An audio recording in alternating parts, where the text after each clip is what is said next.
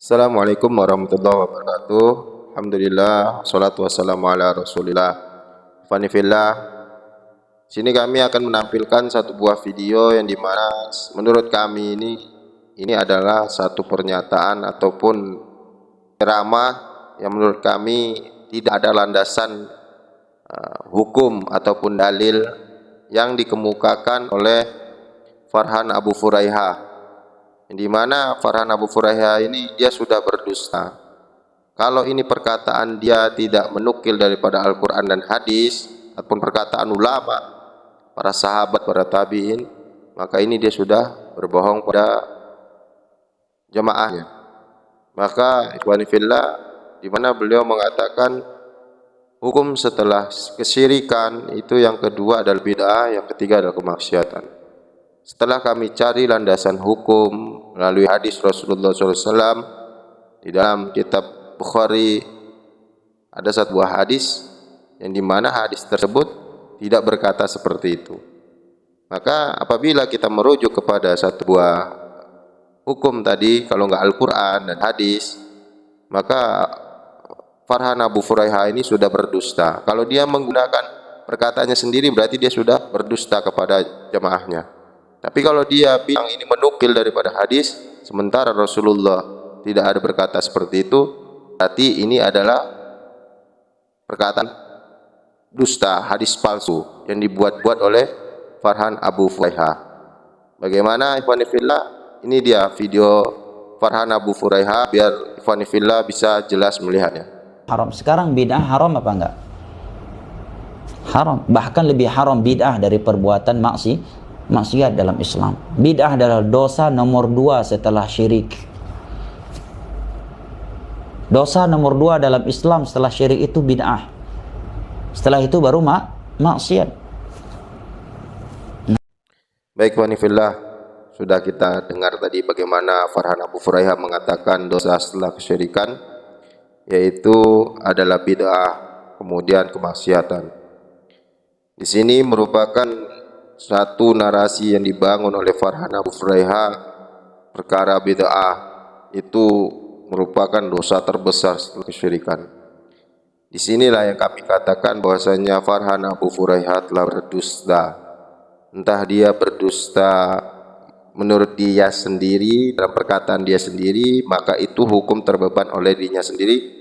Namun apabila itu melalui perkataan dia berkata ini bahwasanya hadis Nabi, kalau seandainya dia menganggap itu adalah perkataan daripada Nabi Muhammad SAW, maka dia sudah berdusta.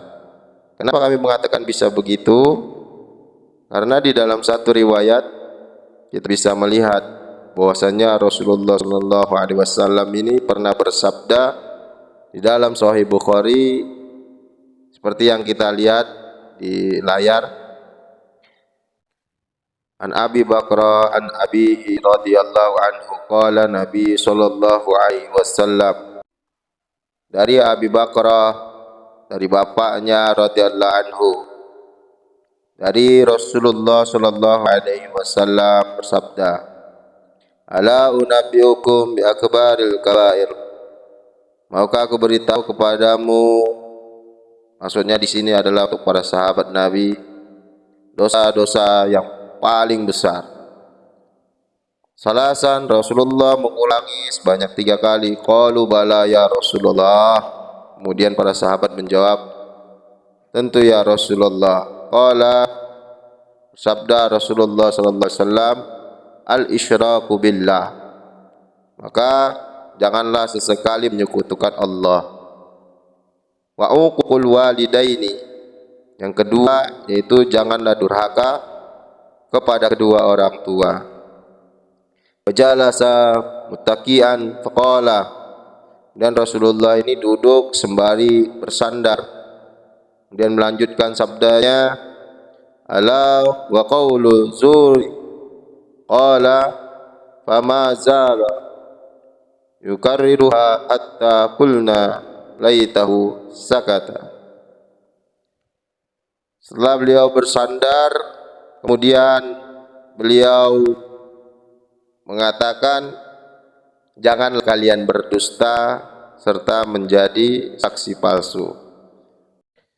Baik wanifillah, setelah kita lihat tadi sebuah referensi hadis, dan masih banyak sebenarnya hadis-hadis yang lain yang didapatkan kepada Imam Muslim, Imam Baihaqi, itu tidak ada satupun riwayat yang mengatakan dosa setelah kesyirikan yaitu bid'ah kemudian kemaksiatan. Yang ada ya seperti tadi, setelah kesyirikan, yang kedua yaitu durhaka kepada orang tua, yang ketiga berdusta dan bersaksi palsu. Seandainya Farhan Abu Furaiha itu dia berdusta, maka dia termasuklah pada golongan yang dalam hadis tadi, dia di bagian yang ketiga.